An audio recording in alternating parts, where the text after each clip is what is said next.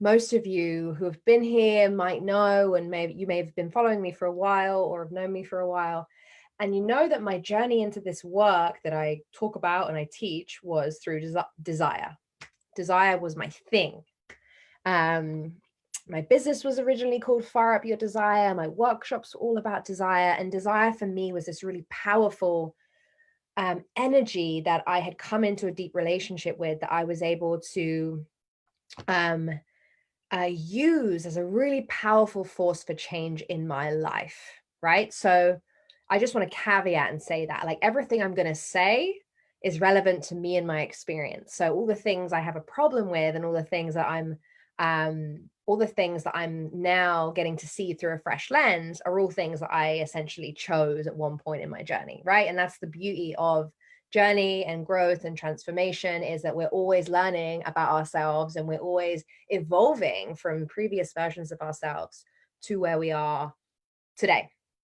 Um, so I want to say that over the last week, I've just in general felt very confronted by my own relationship to what I want. Um, and it was actually compounded by watching my brother. I'm living with my one of my brothers right now, and this particular brother has a lot of permission for what he gives himself. Like, he just gives himself a lot. Like, he could happily eat 5 steaks. Um, and he really has a good handle on his needs. Like, what does he need? He takes care of himself. He gives him everything he needs. He gives himself everything he needs. And I was kind of sat there and I was thinking, why am I so confronted by somebody in my life just having all this permission to give themselves what they want? And I had a really great conversation with my coach, Sasha, about this on Friday. And we were talking about it. And she reminded me, like, remembering that, you know, men and women, we really experience different conditioning when it comes to permission to have what we want, right? As a general, if I'm going to make generalizations, I'll say that men have been given less permission to feel and a lot more permission to just give themselves what they need and want. And women, kind of the conditioning we get as women is much more focused on have less, feel more, right? So as we emerge into adult women, it's very, very common. And like, I've seen many, many, many, many women, if not all of the women that have come into my doors to work with me, have this conditioning, which is the compulsion to get smaller, to want less, to prioritize other people's needs above our own. And it's a very painful reality, actually, in being a woman. Now, what I'll say is, don't be victimized by that, right? It can be very easy to be victimized by being a woman and how hard it is that we have this particular conditioning. And what I say here is that it's just a different journey that we have to take, right? And if I was to compare these two journeys, hi everyone that's joining, if I was to compare these two journeys, like, I would say it's very painful as a woman to wake up to allowing yourself to want things when you've spent your life pretending you don't want it. In the same way that I'm sure it's incredibly painful and uncomfortable in the beginning for a man who's shut down his feelings and been told he's not allowed to feel, to suddenly have to start learning what it feels like to feel again and to express, right? They're different, but there's no comparison needed necessarily in the sense of who's having a harder time right now, right? That's the first thing we do if we work together. It's like putting the comparison to the side and getting real with what's your journey. For me as a woman right now, where I'm at in my journey, I have a whole lot more permission than I ever did 3, 4 years ago when I started doing this work.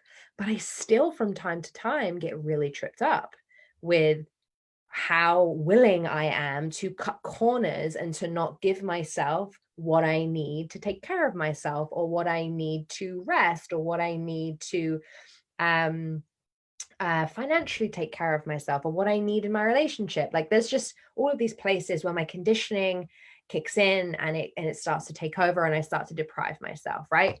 So I want to caveat this topic today by saying the conditioning we're working with is real. in the sense of it's a real experience, it's a real kind of grip that it has, and it is also a choice to operate from that all of the time, right? You actually do have a choice in working with that and starting to understand, okay, what is my conditioning? Like what do I actually want as a woman, and what is actually my conditioning that isn't me, that's telling me that I should just, dim it down, want less, not kind of not be fully expressed in myself. Hi, everyone that's joining. Say hi. Please feel free to comment, ask questions if anything I'm sharing is resonating with you. So I'm just giving a bit of an intro here about what I want to talk about, right? So talk about desire. I'm saying as women, very common. We have a lot of conditioning that has us clamp it down, that has us feel guilty, that has us feel ashamed for wanting, the sheer outrage that I feel that women think they are less desirable if they desire somebody, right? Using the example of man and woman dynamics, right? Thinking of the sheer absurdity that somebody in their truthful expression of what they want, right? A woman expressing her hunger, a woman expressing her desire for a man is unattractive, is just, it's unfathomable when you start to really dismantle some of this conditioning and start to think about, like, is that real? The amount of men have said to me, thank God I got to feel the juice of this woman. I got to feel the juice of what she wanted, right? So part of my work with women is helping you to retrain yourself to work with the part of you that wants to keep it locked down. And it's a long journey, of course, because we've spent a lifetime, with this conditioning. And I think it does stay with us for a really long time. And it's never about being free of it, because it's always going to be there in some way, but it's really about being masterful with it. So anyway, understanding desire and having desire be something that I have really the last 3 years, I've been using the energy of desire and using it as a powerful catalyst for change in my life. Because really, for me, deep soul desire, and I wrote a post about this today, right? Deep soul desire, not compensatory, artificial, surface level, like deep, deep, deep soul, like, what do I want? And it isn't always pretty. Let me just say that. Right. I think desire is packaged up um, in some ways, particularly online, as this like really nice thing, and this is what I'm talking about, live a desire-based life and everything will be great. Everything will be easier. Right. But that's not necessarily true. And that's the thing I want to talk about. Right. So, I will admit, in the beginning, when desire was the thing that I was leading with, it's what really helped me create my business. In the early days of this work, I did 1-day workshops with people, and they were really impactful. These are really great 1-day workshops, learning the basics of desire, learning like, oh, I'm allowed to want. Like, wow, that's a pretty revolutionary concept for a lot of people. I'm allowed to want? Like, that's insane when you've been thinking, oh, I didn't know that there was permission, right? Permission, so fucking good. Approval for the feelings that come up when you feel like you can't have something. Step 2, right? Okay, wow, I'm allowing myself to want, and now I feel like I'm not worthy of it. Now I have this voice in my head, this egoic voice of fear that's like, you're not worth it, you can't have it, and it's running this incessant story. And so this kind of second step is really learning how to actually allow yourself to have, right? Again, pretty revolutionary, because it's uncomfortable to have, right? It's uncomfortable to let in goodness, let in pleasure, let in those things that you may have been depriving yourself of, right? So we kind of, I'd say culturally, we have a lot more of a culture around martyrdom, and look how hard I'm working, or look how hard my life is, than we do look at everything that I want, like look at everything I'm creating. You know, or like, it's another example. Wow, I'm actually really proud of myself. Like that kind of relationship with ourselves was so much more inclined to, and this is more of a kind of feminine conditioning, more inclined to put ourselves down, to say like, to commiserate, to collude with how hard things are, right? All of this is a way that we diminish our magic, where we kind of basically and diminish our humanness, kind of be like, oh, you know, I am not doing that great, right? So what have I talked about so far, right? Talked about my journey with desire, right? And in the beginning, the thing I would talk about when I was sharing my programs was, you know, live a desire-based life, right? And it felt so true at that time. It was exactly the resonant thing for me to be teaching at that time, was about finding a desire-based life, like learning the fundamentals of giving yourself permission to actually live a life where you enjoy your life, where you're honest, where you feel like you're going to have you're going to go to the cafe that you like and sit down and have a nice breakfast because you want to. You're going to wake up in the morning and you're going to go a bit slower than you usually would because you're actually not in a rush, because you're not trying to please everybody else. When your partner does something you don't like, you're going to let them know, like, hey, I don't really like that. Like, let me tell you what I do like, right? All of this stuff, super important, fundamentals, amazing. And it creates incredible awakenings in women, this work. It really, really, really does. It creates this kind of like fire. Like a lot of women are disconnected from their fire, right? And if you're watching this, do you relate to that? Do you relate to being somebody that's disconnected from your fire? But my experience was when I started to wake up to my fire, right? And I have a lot of fucking fire, right? And I really um I don't have that much trouble cultivating it. Like I have more of a hard time containing my fire than I do cultivating. Some women have a harder time cultivating fire, right? And keeping it hot and on, right? I do a pretty good job of that overall. And it's really my life's work, my life's practice, right? But when I started to, you know, roughly, you know, about a year ago, I went through a really big dark night of the soul, a really, really big awakening, a really big rock bottom. And, you know, if anyone's going through that right now, or you're feeling, or you're resisting it, like um,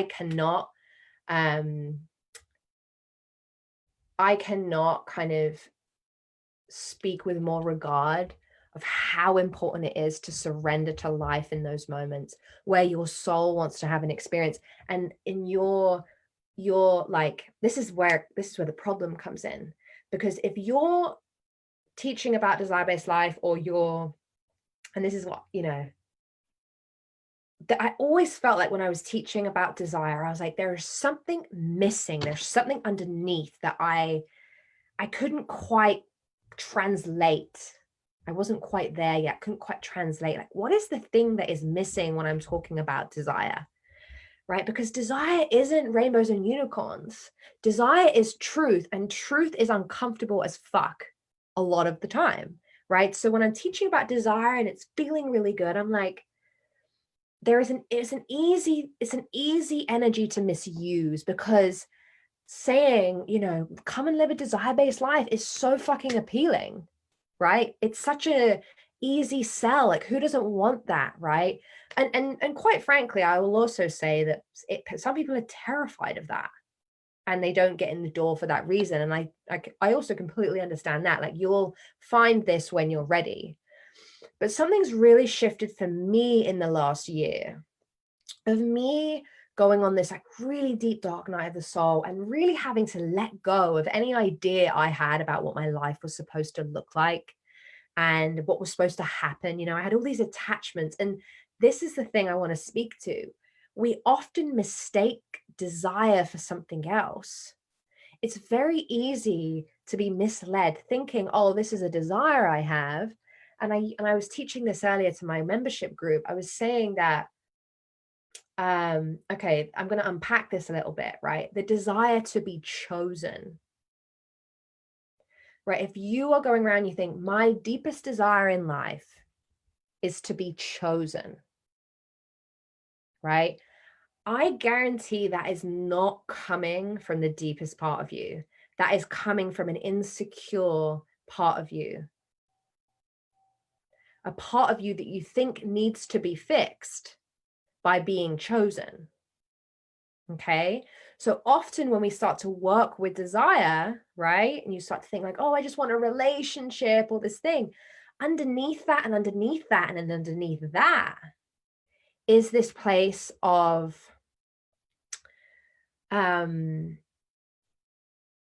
what your soul actually wants, right? And for me personally, when I really did the work in this area, it was like, oh, the thing my soul wants is for me to always be willing to be honest with myself in relationship with a man, right? It's not just to be in a relationship with a man. The deep, deep, deep thing underneath that is, who am I going to be for myself inside of that relationship, right? And for me, it's like, I am unwilling to abandon myself in relationship. I am willing to be brutally honest with myself in relationship, right? Two very different energies. One is very passive. My desire is to be chosen, right? And so many, because of our conditioning, so many women are carrying this desire around, thinking this is my deepest calling in life, is to be chosen, right? So anything that isn't that then becomes a bad experience, right? So not being chosen becomes like a horrific reality because it's this thing, it's the thing you say you don't want, right? So anyway, I wanted to unpack that one because I feel like that's kind of a one a lot of people have unconsciously. You think like, oh, it's just harmless. But what it's actually doing is it's it's keeping you at a surface level of relating with yourself and with other people. And the deeper part of you isn't getting a chance to be expressed and to speak. Right. So I'm trying to think of another example of this. So this is the point I want to make here is it's very, very easy to mistake what desire really is. And especially when you're kind of selling like, oh, desire-based life, it can be like, oh, that's a desire, and that's a desire, and that's a desire, and that's a desire, and that's a desire, and that's a desire. And then next thing you know, you've like soothed yourself with all this pleasure and everything feels really good. But the deep thing that's actually driving your life is completely unseen. Right. And I see this a lot. And I was living like that. And I was also teaching that.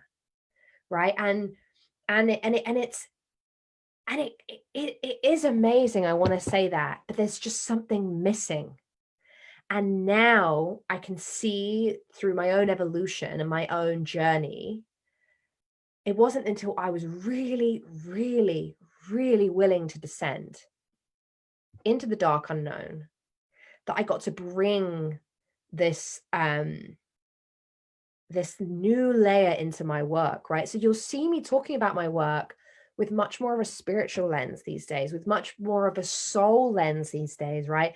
And you'll hear me using different language than what I used to, and that's obviously part of my growth and my evolution. And it's just where this work has evolved to, because to me, sometimes our souls want us to do really fucked up things that are like good person identity doesn't like very much and has a lot of judgment, right?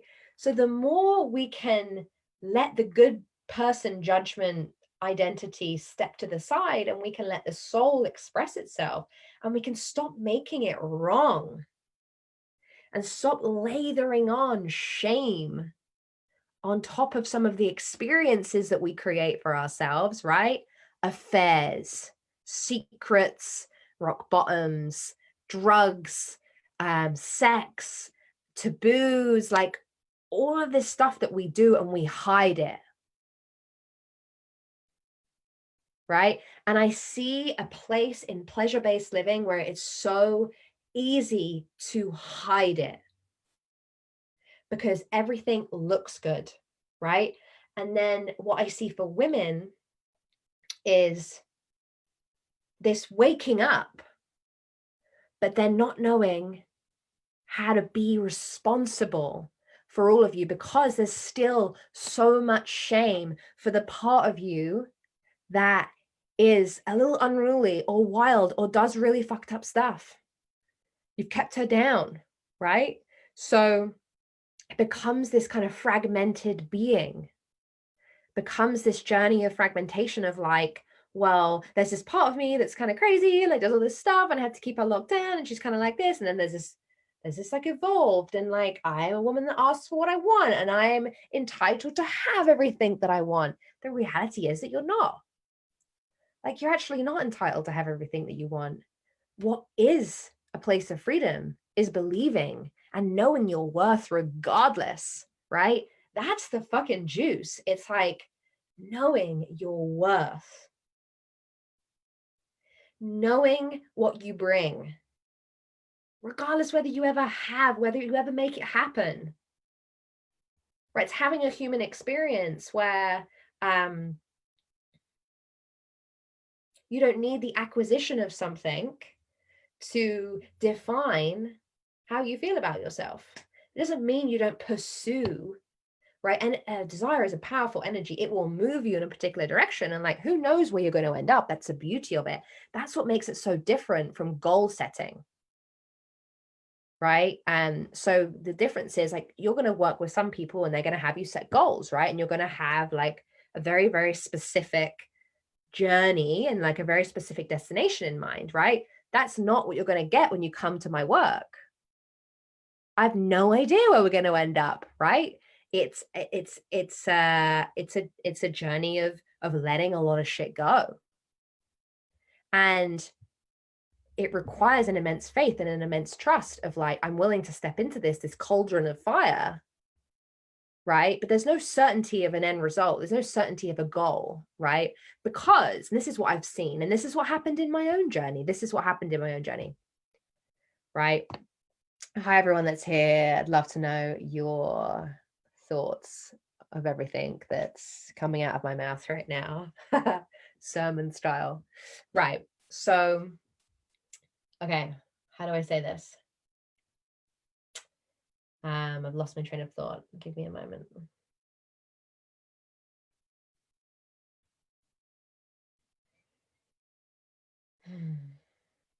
Just taking a breath. Okay, I'm gonna just take us in one direction and come back, see what we end up. So when I'm fixated on, and like when I'm fixated on an end result, I don't leave room for my soul to grow. Because what happens is if, and it's just like, imagine you get yourself into a marriage, right? And you're like, well, we said to death do us part, we're going to be in this forever. But you grow out, you grow beyond the relationship, or something happens and your soul knows it's not right for me anymore. But you said that you would stay forever, right? And by no means do I want to disregard the complexity of that situation. It's painful, right? Very difficult decisions we have to make throughout our lives. But so often than not, because we said we would do something, and because we said, we ignore the integrity of our soul. That's like, I'm actually done. And then we wonder why we're sick, depressed, resentful, no energy, right? And then you can put a load of pleasure-based desires on top of that, but it's all compensatory. It's not really the true thing. And this is what I want to get across, because following the following desire, like really and truly, can really fuck things up, right? It can really be, it can be such an awakening if you're willing to follow it, right? And there is so much freedom, but and that following that is what gives you the energy, the life force, right? I'm sure everybody here can relate to the experience of denying yourself what was actually true for you and carrying on, and just slowly but surely your body just becomes like, right? Until something happens that like blows it up or like wakes you up, whatever it happens, right? And like, anyway, so the point I want to make here is when we set goals and we're like, I'm going to have this thing in a year's time, or I'm going to have this exact thing by this exact moment. Well, on the way there, something evolves and changes for the better. That's more in alignment with who you really are, because you've started to kind of shave off the identity of the person that thought they needed the thing they needed to be worthy in this world. You start to think like, oh, I'm worthy right now. Fuck, like I've got a lot to fucking offer. But then you're like, no, but I'm going to carry on in this direction because I said I would. And you're not willing to abandon because of some idea you had.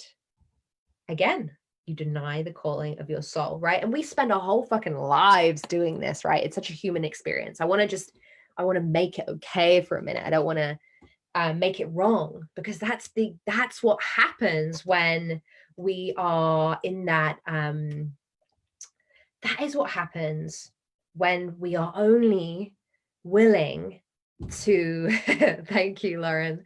I love having Lauren here. I think you'll like this topic, right? When we're only willing to go in the direction of what looks and feels good, right? Because desire-based living can look really fucking sexy, right? And I actually moved to Lisbon last year, and it was such a rude awakening for me, because I really just wanted to create a new life. And that desire came from an insecure place. And I ran away from the deeper thing that was unfolding in my life here to go and create a new shiny life. Right.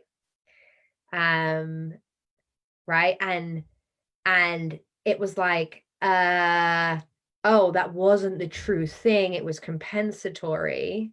I had to come back here to be around my family to go through this like really dark initiation of like what my soul really wanted. That was not sexy, right? So desire is not always sexy, right? Truth can be like so uncomfortable, but there is something sexy about the truth, right? And this whole kind of talk today has been about me really coming out and saying, I've really kind of changed my perspective on desire, and it's evolved with me. And often when I meet people and they're like, oh, I want this and I want that and I want that and I want this and I want that, like I'm really listening for the thing underneath. Like, how do I like really pay attention to the deeper thing? Kevin, I just want to answer your question. Would you have seen the deeper thing if Lisbon didn't happen? Right? Exactly. It's so hard to know. I want to just give you some more context, right? Not only did I go to Lisbon, but I also was in a relationship that I believed was my life partner. And so I'd poured all of my attention into my relationship. So my business started to flatline because I didn't pay any attention. I'd moved to this new place. No one had or could have prepared me for how hard I would find moving to a new country. Right? I was just like, oh yeah, like I can deal with all of this. And my parents decided to get divorced. So there was like all of these things, like it wasn't working out where I decided to live. My partnership was over. My parents' divorce was over. My business was flatlining. Like, it was such a wake-up call for my own yes, Lauren, I'm a yes to that. I'd love to do that with you. It was such a wake-up call to my own running, right? I was running away in all of these areas. And I truly believe Lisbon served the deepest part of me, because I could not run from myself when I was there. I had to sit in the dark and be like, oh, I've made all of these decisions. What part of me was making those decisions? Right? What part of me wanted to be here? What was I really choosing? Right? And it all was perfect. It was painfully perfect. It's actually a year ago that I decided to come back, and that was a great decision. An amazing life lesson and an incredible rock bottom where I, ultimately it created the right conditions for me to burn away all those parts of me that kept making the same decisions, because this was a pattern, right? We have these long-standing patterns right, that keep running until they do die. But when they're dying, especially at that like final crunch, they really go out with a bang. And my 2019 was that year for me. It was like, whoa, okay, I'm doing everything that I've done a million times, until I really woke up. And you know what? It made me really take my mission seriously. I was kind of half in because I was really afraid. Like, I was so afraid of my soul's calling in this life to do this work and to hold people in this way. And so since then, it was so humbling. It was so humbling to be willing to get on my knees and say, like, you know what, I really surrender. I've been so afraid of my own power. I've been so afraid of what my life would look like if I truly gave in to this thing inside of me. And it's allowed me to take away the shininess from my life, like the shiny men that I was very drawn to, the shiny experiences, the shiny places to live. Like I'm just a lot more willing to be. I wanted to, when I was driven by that kind of compensatory desire, I wanted everything now, right? I believed I'm going to have it all right now, but it didn't pay reverence for the journey of what it takes to actually build something from your soul. It's slow and it's full of like fucking roadblocks and all of that kind of stuff, right? So I had to learn this lesson of like, stop rushing, slow down. There is enough time. Even in COVID times, there is enough time to build something solid, right? It's so easy to be, I remember all the patterns that came out when I was trying to keep it all together at the very end, when I was just in like thick denial. Um, I remember just like what lengths I would go to avoid the uncomfortable thing, and like really be like, uh oh man, I'm just remembering a year ago, like I would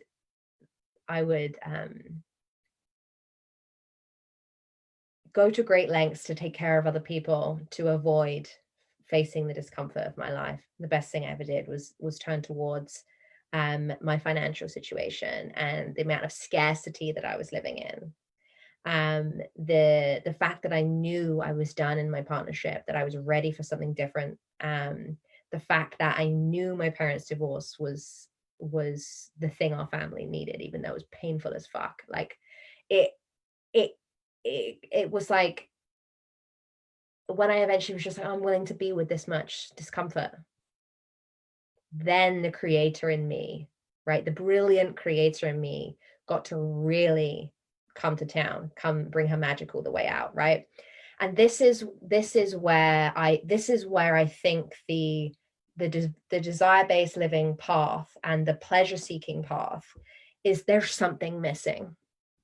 And I think the thing, if I could put it to words, I would say that we have all these kind of fucked up parts of ourselves, and all these parts of ourselves that choose things that are, like, we like things that we think we shouldn't like. And our desire for, we have just as much as desire for scarcity as we do of an abundance mindset. We have all of this kind of stuff underneath, and a lot of it we can't actually see.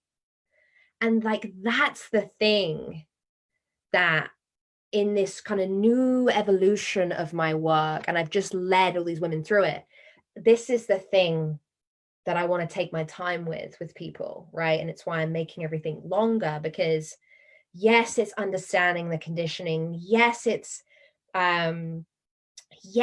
allowing you to believe that it's possible to want and to have and to yearn and to stay open and to feel sensation.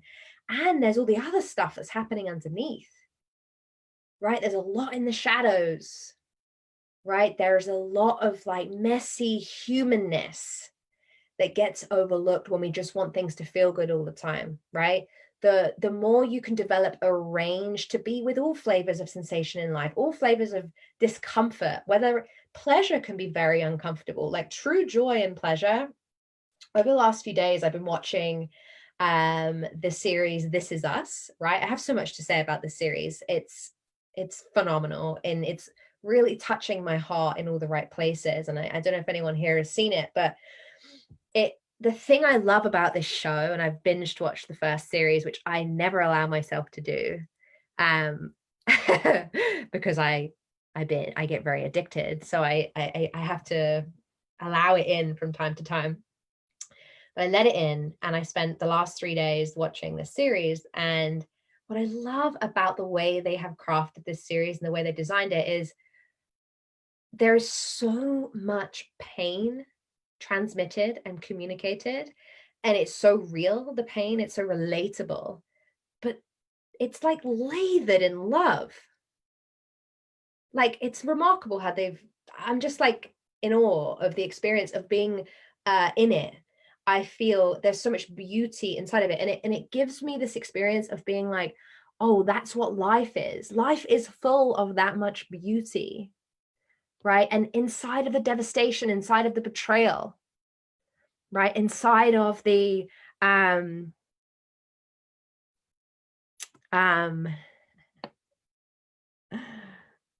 I'll come back to that question, John. Right. Inside of inside of all of that, right, there is this place where no matter what happens, like even when somebody dies, there gets to be this like unbelievable transmission of beauty. And when I was experiencing crying, and I was feeling this like deep, deep sorrow, right? And then I was experiencing this deep, deep joy, right? And I was like experiencing these two emotions, and I was like, yeah, I don't really think there's much of a difference for me in feeling those two things, right? It's just a lot of sensation. It's a lot of sensation. And I think that show, and I'd recommend everybody watch this if it feels like your jam. It's like family and drama and romance, and it gives this experience of for me, reminding me of just all flavors of life and how important it is. And this work and this path, and a huge part of my journey has been learning how to feel, learning how to be okay with what it feels like, right? Learning how to be functioning inside of it, right? Because these situations in life are unavoidable, right? We are all going to face challenges, and we're all going to face trials and tribulations. And John, to answer your question, hi, I would say that, yeah, I think that I'm a teacher and a student forever, right? And life will always be messy. And I get to decide what I'm going to do with that. I get to decide how I'm going to lead and teach others, and it's up to them to decide and to trust that. Yeah, my life's always going to be messy, and my life's always going to be difficult, right? It's always going to have that. It doesn't mean I'm more or less qualified to do what I do. I fully trust what I do. Let's see what else we've got here. Yes, I'd love to do a joint live on this. Lauren. Okay, awesome. So I'm gonna start wrapping this up. I want to say thank you all for being here. Thank you all for thank you all for watching. If you're watching the replay, I'd love to hear your thoughts. What do I want to say as a closing thing?